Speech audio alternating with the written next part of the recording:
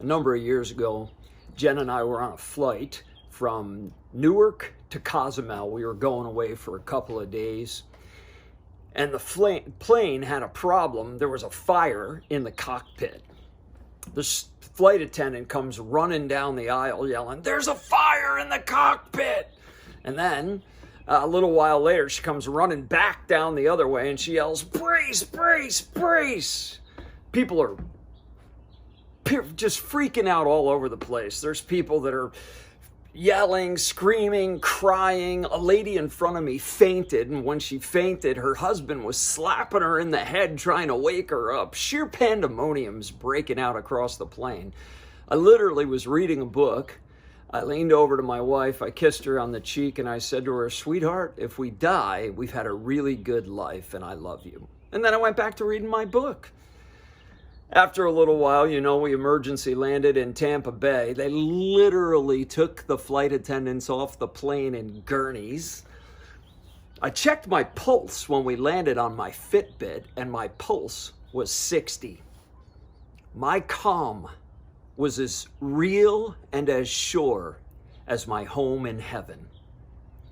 Jesus said that he has gone ahead of us to prepare a place for us.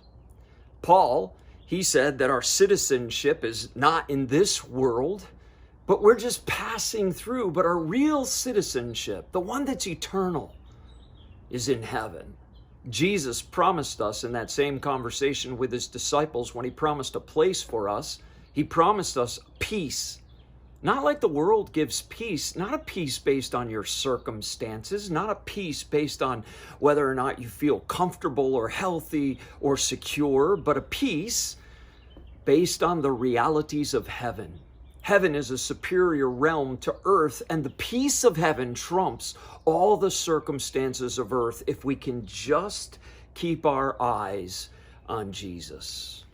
Listen, I believe we are in an opportune time in the kingdom.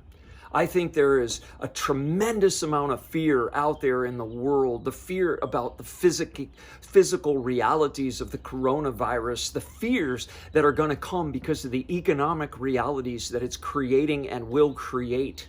And I believe if we sink our roots deep in heaven, we can be a beacon of light in the midst of darkness, an anchor of peace in the storm of chaos.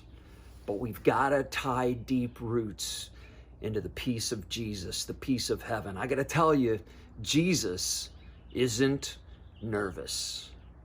And there is peace for us, peace as sure as our home in heaven.